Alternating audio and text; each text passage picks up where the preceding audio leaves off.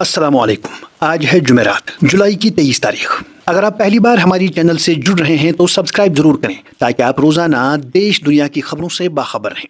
दोस्तों, हर बार की तरह आज की वीडियो में भी कौमी और बैन अवी खबरों का अपडेट आप तक पहुंचाएंगे, लेकिन आगाज करते हैं जम्मू कश्मीर से, जहां बारिशों और मौसमियाती तब्दीलियों ने एक बार फिर अवामी जिंदगी को शदीद बहरान से दो चार कर दिया है। गुज़श्ता 24 घंटों के दौरान रामबन और बानिहाल के दुश्वार गुजार पहाड़ी इलाकों में होने वाली मौसलाधार बारिश ने तबाही मचा दी है। कौमी शाहराह NH-44 जो वादी कश्मीर को मुल्क के बाकी हिस्सों से जोड़ने वाली वाहिद सड़क है, रामबन और बानिहाल के दरमियान कई मकामात पर पहाड़ों से मिट्टी और पत्थरों के तोदे गिरने से मुकम्मल तौर पर बुलाक हो चुकी है।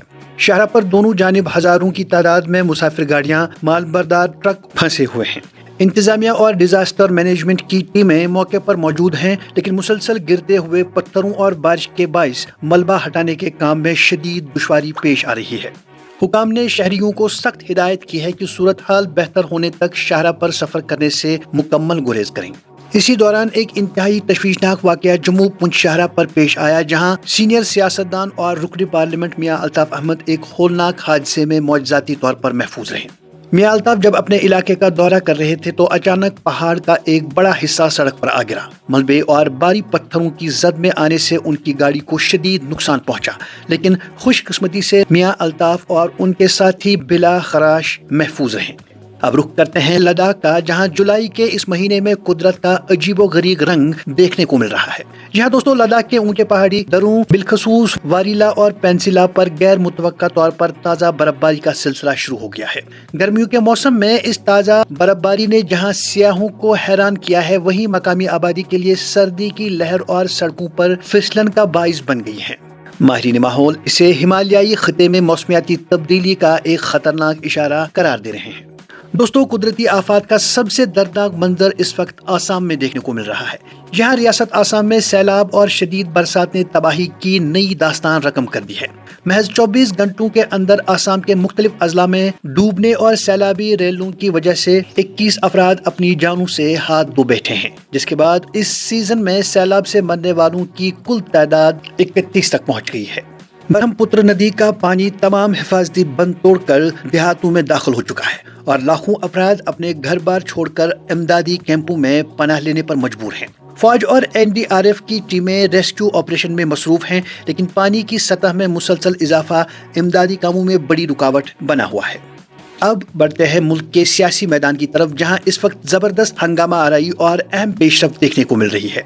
जहां दोस्तों कौमी दारुल हुकूमत नई दिल्ली के तारीखी मैदान जंतर मंतर पर लद्दाख की माहौलियाती और तालीमी इस्लाहात के लिए जारी एहतजाज में एक बड़ा मोड़ आया है। मारूफ माहिर तालीम और समाजी कारकुन सोनम वांगचुक से मुलाकात के लिए मरकजी वुज़रा का एक आला सतह का वफद जंतर मंतर पहुंचा। वुज़रा ने हुकूमत की जानिब से सोनम वांगचुक को पैगाम पहुंचाया कि हुकूमत उनके मुतालबे पर संगीनी से गौर कर रही है और जारी पार्लिमानी सेशन के दौरान लद्दाख और तालीमी इस्लाहात के मौजू पर पार्लियामेंट में बाज़ाब्ता बहस करवाने के लिए तैयार है। अपोजिशन रहनुमा राहुल गांधी और दीगर रहनुमाओं ने भी इस मामले पर हुकूमत से जवाब तलबी की थी। काबिल जिक्र बात यह है कि सोनम वांगचुक की इस तहरीक की गूंज अब आलमी सतह पर भी सुनाई देने लगी है। जहां दोस्तों अमेरिका के दो बड़े शहरों न्यूयॉर्क और सैन होजे में मुकीम भारतीय शहरियों और हुकूक इंसानी के कारकुनों ने सोनम वांगचुक की हिमायत में पुरअमन मुजाहरे किए हैं। मुजाहिरीन ने आलमी बरादरी से अपील की है कि वो हिमालय के नाजुक माहौल और लद्दाख के अवाम के जमहूरी हकूक की हिफाजत के लिए आवाज बुलंद करें।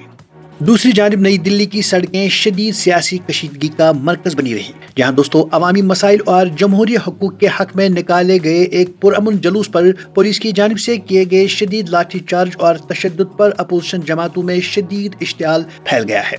अपोजिशन इत्तेहाद ने एक मुश्तरका प्रेस कॉन्फ्रेंस में इस रियासती तशद्दुद की पुरजोर अल्फाज में मजम्मत करते हुए इसे जमहूरियत पर हमला करार दिया और अखलाकी बुनियादों पर वज़ीर आज़म नरेंद्र मोदी के फौरी इस्तीफे का मुतालबा कर दिया है।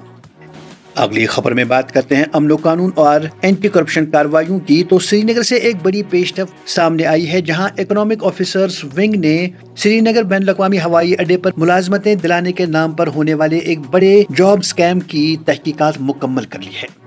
اکنامک آفیسرز ونگ نے اس گھناؤنے فراڈ میں ملوث مرکزی ملزمان کے خلاف عدالت میں چارج شیٹ داخل کر دی ہے۔ تحقیقات سے معلوم ہوا ہے کہ ان ملزمان نے وادی کے متعدد بے روزگار نوجوانوں کو ایئرپورٹ پر ایویشن اور سیکورٹی سیکٹر میں مستقل نوکریاں دینے کا جھانسا دے کر لاکھوں روپے اینٹھے تھے۔